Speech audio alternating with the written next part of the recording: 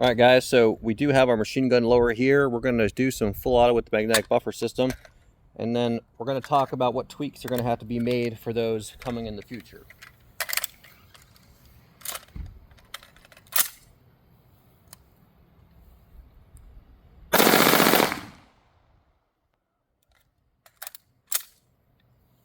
Nice.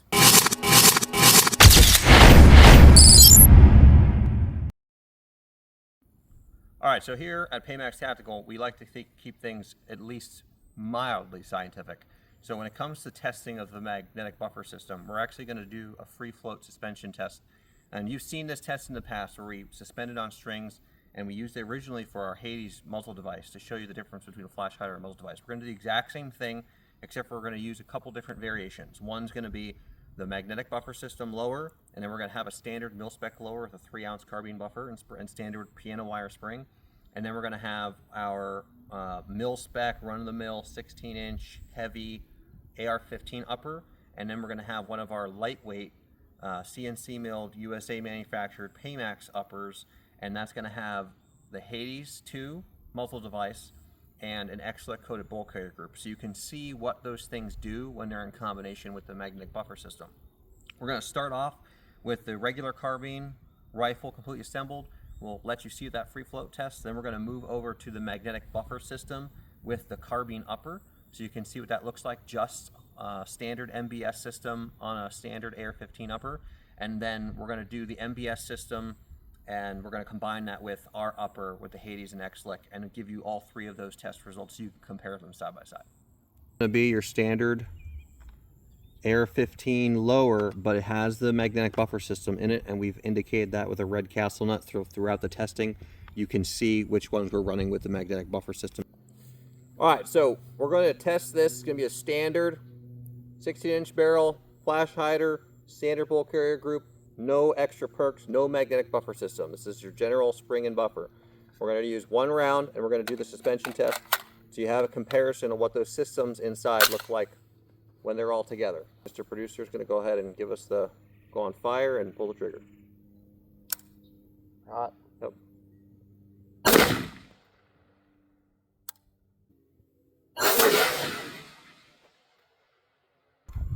All right, one round.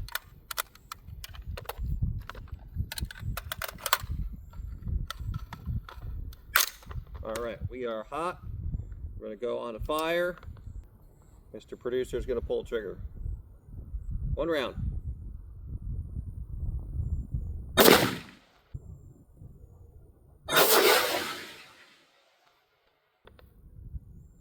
All right, so now we're going to test this with the Hades brake and our X-Select bolt carrier group, so you can see what that looks like on the same suspension tests. Let me get one magazine of one round, please.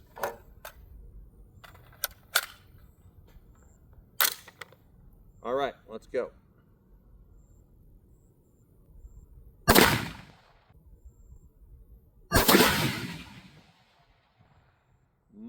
Much more stable. Very little rearward movement of the rifle system.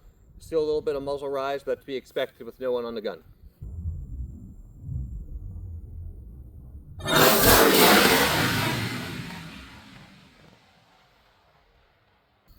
Frytech technology is what's being used inside these buffer tubes. Frytech, we partnered with them at the beginning of this year, and basically they own the rights to the magnetic buffer system. They have a pretty solid patent on it overall. Feel free to go check that out. We're licensed to utilize this technology in our systems, and I will say this actually was an idea we had played around with several years back, so it piqued our interest when Frytech kind of came up and asked for some people who were interested with using this technology. Originally when we got it, it was in a proprietary buffer tube, and it wasn't compatible with M16 cut bolt carry groups, so we had some issues there. We went through some R&D and did put our own PAMAX tactical spin on the unit and came up with what we have so far. It'll probably have a couple renditions and some changes as it goes forward to different generations, but as of right now, it's functioning very well, and it does add a pretty significant difference in regards to not only muzzle rise, but your actual felt recoil.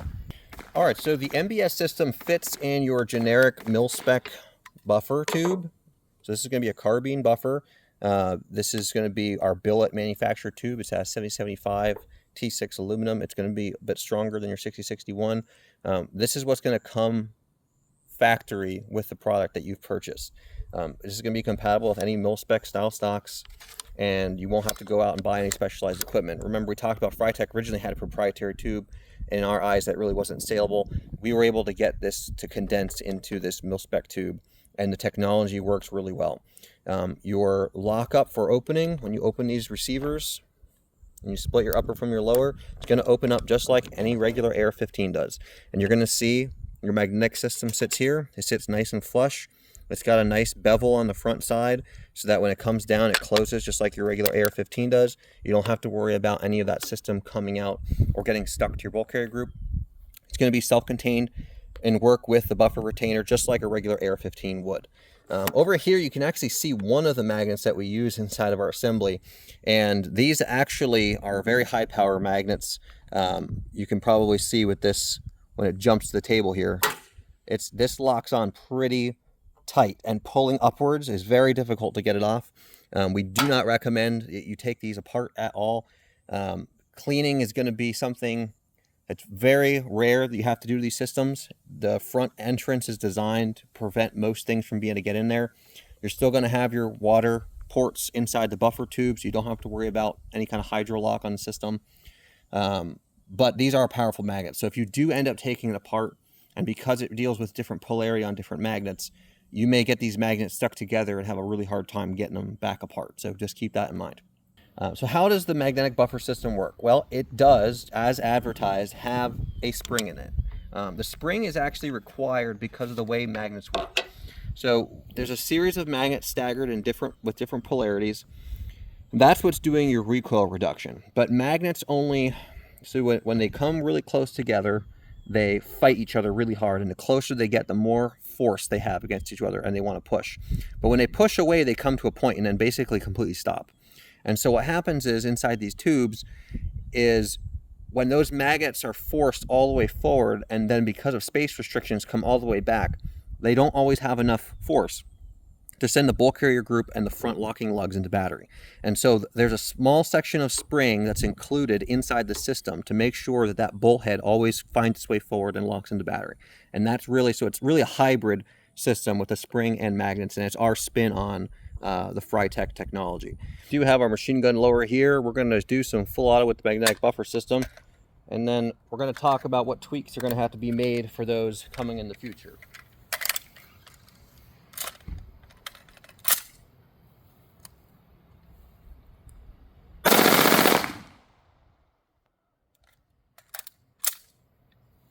Nice.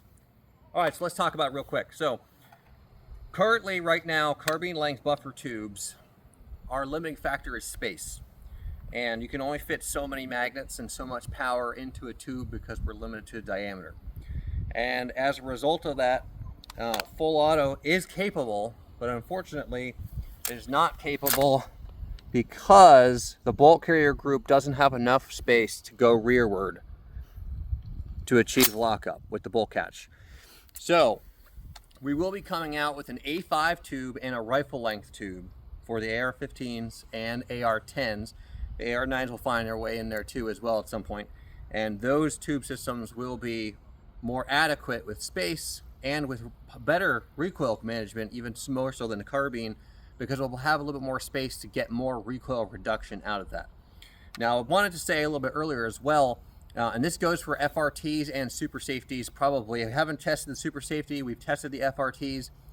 The magnets in these buffer tubes weigh about 3 ounces. It's like 3.8 ounces between the magnets that are stacked in there. Around the same weight as a carbine or an H1. And it doesn't quite have enough weight behind it to make sure that bolt carrier group is moving forward to hit that fire control group to reset for your forced resets. So the carbine system is not going to be something that's functional with those at this time. Now, when we move to the A5 tubes and to the rifle length tubes, we expect that problem to be fixed pretty easily.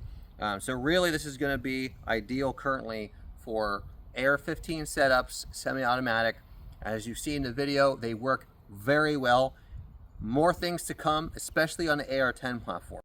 I want to take a moment to thank everybody for supporting PAMAX Tactical and Frytech in regards to the magnetic buffer system. This technology is pretty new in regards to how it's being implemented.